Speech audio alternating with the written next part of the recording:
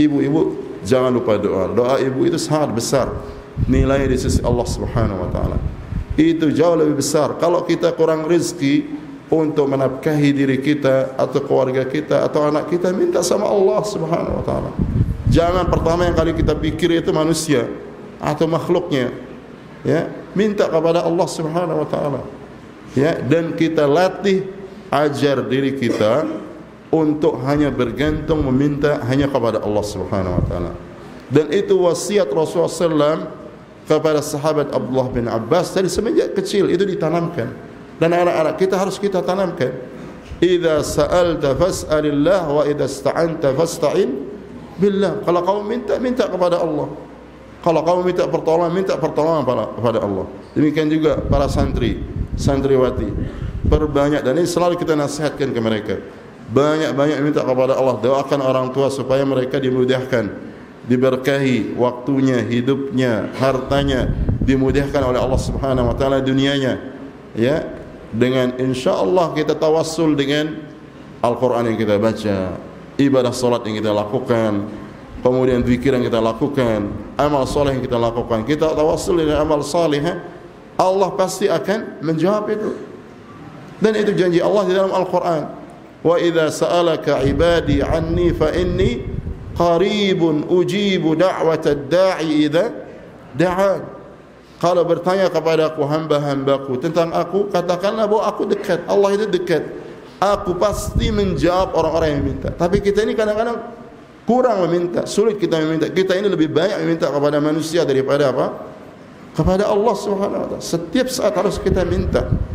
Minta kepada Allah. Bayangkan sahabat Abdullah bin Abbas masih kecil dididik akidah oleh Rasulullah SAW untuk bergantung hanya kepada Allah, karena dia memiliki semua hal di dunia ini. Tidak ada yang bisa memudahkan urusan kita kecuali Allah Subhanahu wa taala. Sesulit apapun masalah kita, pasti Allah akan mudahkan kalau kita kembali kepada Allah, berdoa, meminta, baik itu tentang rezeki, baik tentang kehidupan secara umum, tentang ilmu.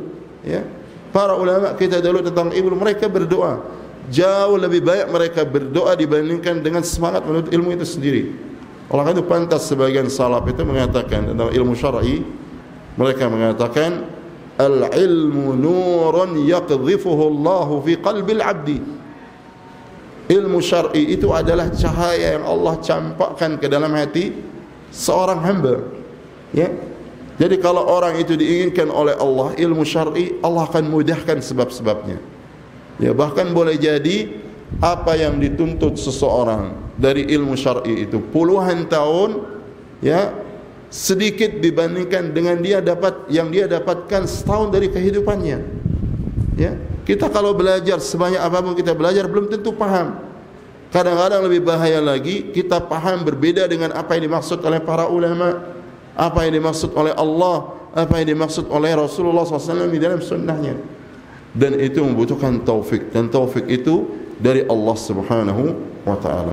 Jadi kita minta, diri saya, kita semua, para guru, para wali santri, doakan anak-anak kita agar mereka diberikan taufik istiqamah untuk ilmu ini sampai dia mati. Dan ini akan menjadi kekayaan besar di akhirat kita, para orang tua. Tidak ada yang bermanfaat nanti kecuali amal soleh yang kita miliki. Dan itu Allah tegaskan di dalam Al-Quran.